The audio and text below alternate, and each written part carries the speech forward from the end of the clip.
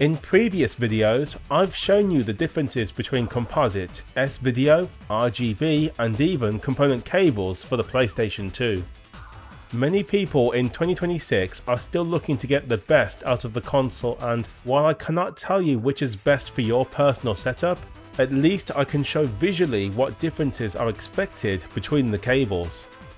In my older tests, I usually had to use more than one upscaler as my OSSC or my GVSC did not have S-video or composite support.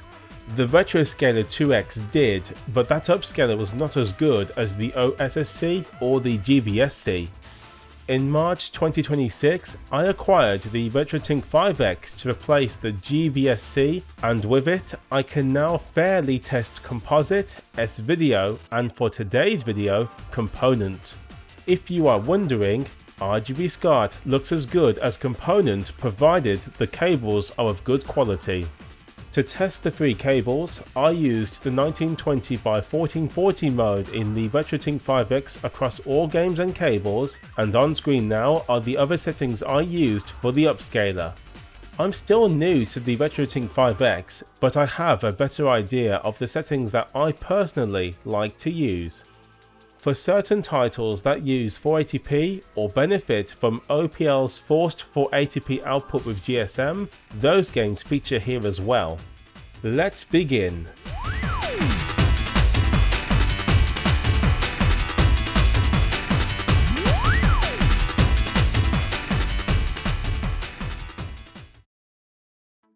We start with the Rumblefish. This Atomic Wave game was ported to the PlayStation 2 in Japan only in 2005, although you can get this game on modern platforms today if you want. Composite is first, and as you can possibly see, the image quality is very blurry. Blown up to 1920 by 1440, the composite signal has clear limitations. Other aspects include video noise as strange squiggles on the edges of text and most of the graphical elements. Most of the finer details have been washed away. This is still playable on a CRT television, mind you. If you wanted a cheap upgrade, S-video could be the answer. As you can see, using the cable, the image quality has suddenly sharpened up. All of the weird video squiggles are gone and the blur has been scaled back. The fine details hidden by composite have now become much easier to see. Considering how nice the backdrops are in this title, I appreciate seeing the hard work developers put into them. The only odd downside to S-video is the colours do look slightly less saturated than composite. If S-video is a good upgrade over composite, what can component cables offer? Here's component now, and to my eyes it offers the best of both composite and S-video, but in a cleaner package. The graphics have slightly more definition and appear slightly smoother compared to the S-video look, which has a crisper, more jagged look. Sadly, this game does not support 480p. That would have made the differences even more apparent. Even so, S-video is a nice choice, and component or RGB SCART would give you a little bit more definition in the graphics.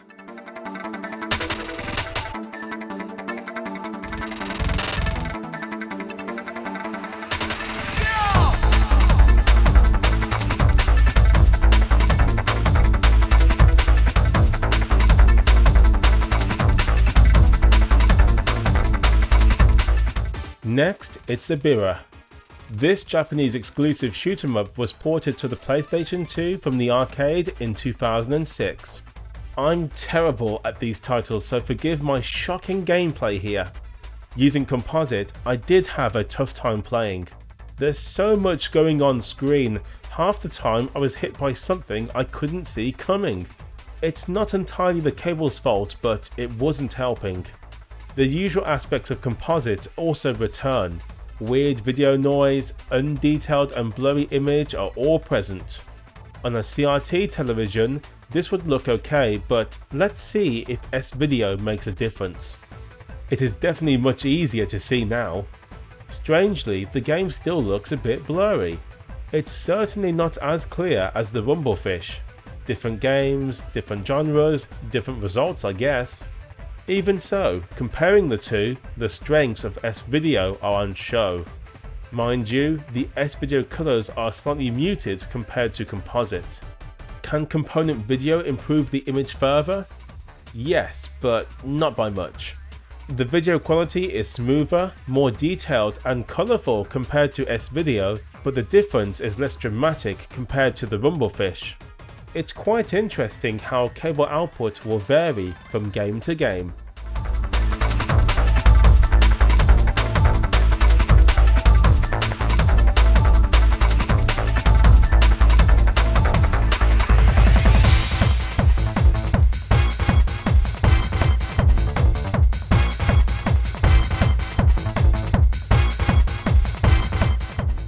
We jump into Enthusia next. This is an underrated PlayStation 2 driving game from 2005. Taking the Honda NSX on the track, Composite doesn't look too bad here. Yes, it's blurry and the text boxes suffer, but it's workable. I'd imagine on a CRT television, this title wouldn't look half bad. S-Video is a big jump up in video quality for Enthusia. Although we do see the signature S-Video look, with it looking slightly jaggy but sharper and cleaner in the video quality. Many people don't seem to mention S-Video as a cable worth looking into, but I'd say you should consider the price of a good S-Video cable.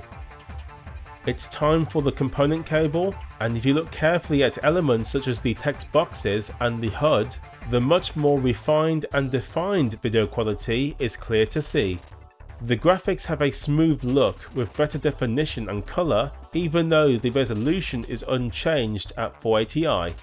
Not bad, but I definitely would say S-Video is a good middle ground, especially with the friendlier price you can find S-Video cables for. CRT television users would see a big jump compared to composite video.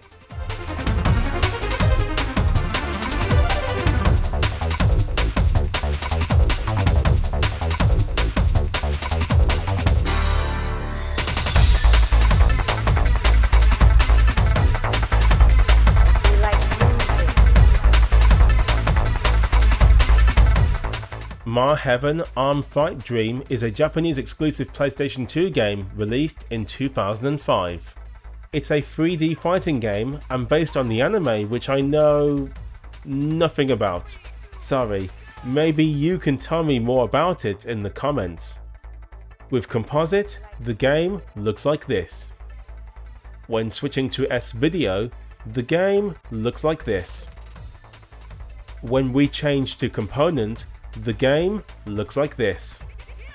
If we put the three cables side by side, the differences when using the 480i resolution are clear to see. Composite is the blurriest, S-Video looks sharper, and Component is the smoothest and most defined. Because of the art style and graphics, S-Video and Component are recommended, but CRT users might enjoy the graphics of Composite and S-Video here. The game itself is interesting, but it is not the best fighting game ever made. I do enjoy the visuals, mind you.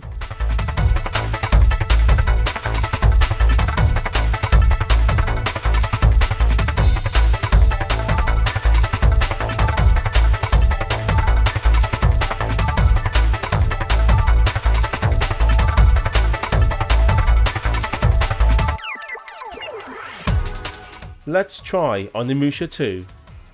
I picked this title because of the pre-rendered backdrops and the 3D character and item graphics having to try and blend together. With Composite, you could argue this is accomplished. The graphics blend in pretty well together, and I'd like to believe on a CRT television the effect would be even more convincing. Let's now try with S-Video. The graphics are much sharper now and some more details in the pre-rendered backgrounds come through. However, it is now more obvious to discern the two graphical styles, breaking some of the immersion in the process. This might bother some people, but me, I'm happy to gain a sharper image instead. When Component is introduced, It is similar to S-Video but cleaner and smoother, as we've seen from the last couple of games now. The new look does, in my opinion, help the immersion with the two graphical styles, but still not on the same level as Composite. However you choose to play, this is a fantastic game and you should try it if you haven't already.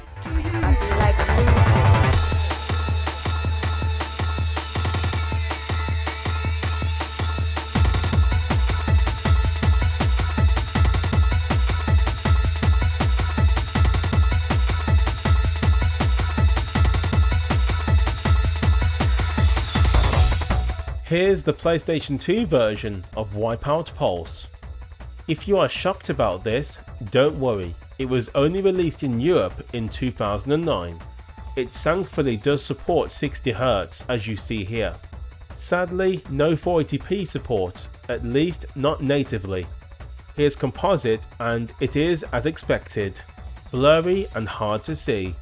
It feels very weird playing a PlayStation Portable game on the PlayStation 2. Especially as this was released well over a year later. It's even weirder playing it with composite cables. S-Video next, and this is more like it, in my opinion. The video quality looks much better and I can better appreciate the improved graphics featured on the PlayStation 2.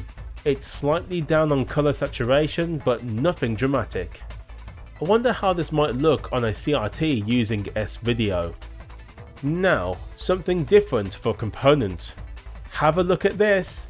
A massive jump in video quality in all areas.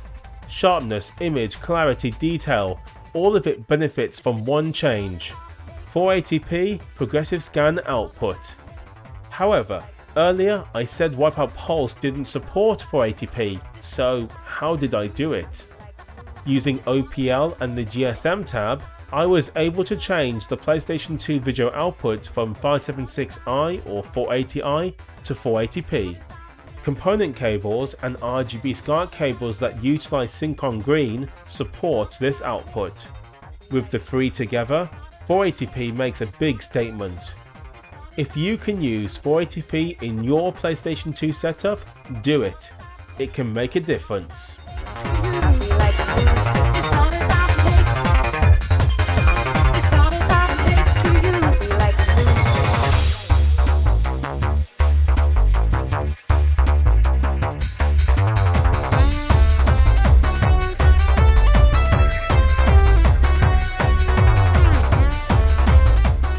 Next, it's Soulcalibur 3.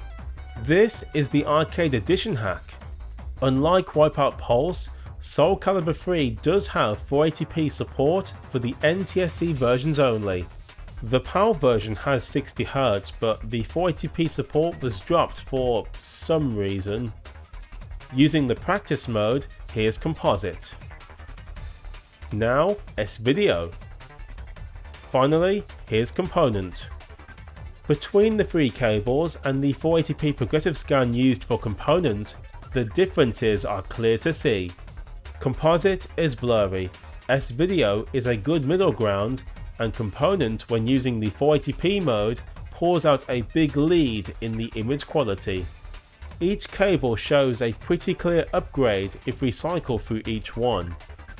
Again, if you can use the 480p progressive scan mode in Soulcalibur 3, you'll be impressed.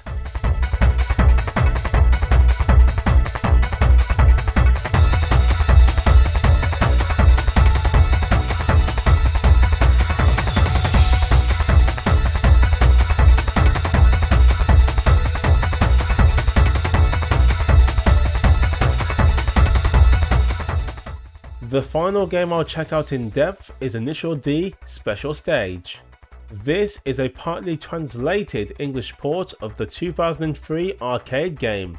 It came to the PlayStation 2 in 2003, in Japan only. Here's the game running in Composite. Now, S-Video. Finally, here's component cables, and just like Wipeout Pulse, I forced this game into 480p thanks to the GSM settings in OPL.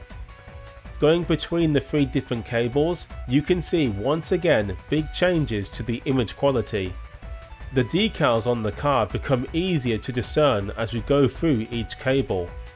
The 480p output of component sharpens up the image quality, allowing the textures to pop. I do enjoy using 480p where possible on the PlayStation 2, whether the game natively supports the feature or not. Right, I tested a few more games for you folks. See them all in the montage and see for yourself what each cable can do for your PlayStation 2 needs. I will see you at the end.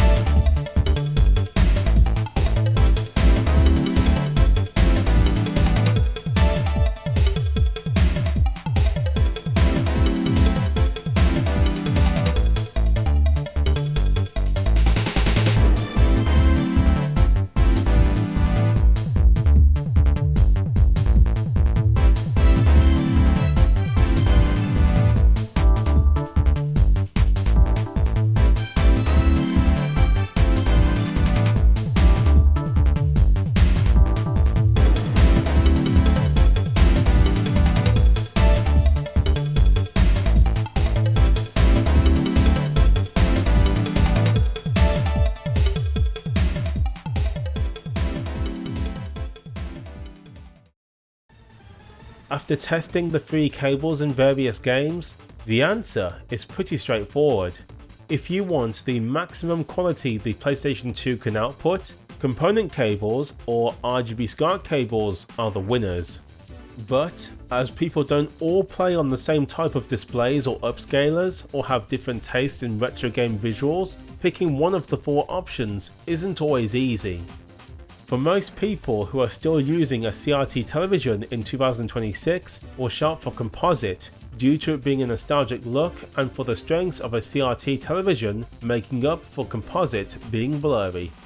S-Video is a good middle ground and it will be seen as a big upgrade for CRT users, although I argue it's a good starter cable for LCD users like myself. RGB SCART and component are great for all options, but with 480p support as a bonus, these cables are desirable for LCD users. CRT TV owners who can also use 480p will be in for a massive treat, I suspect. If you are someone who owns a plasma screen, that might change the conversation yet again. I'll ask you, the viewer, the question instead. What did you think of the cables used in this video? Which of the three would you pick for your PlayStation 2 setup and why? Tell me in the comments, and I will see you soon.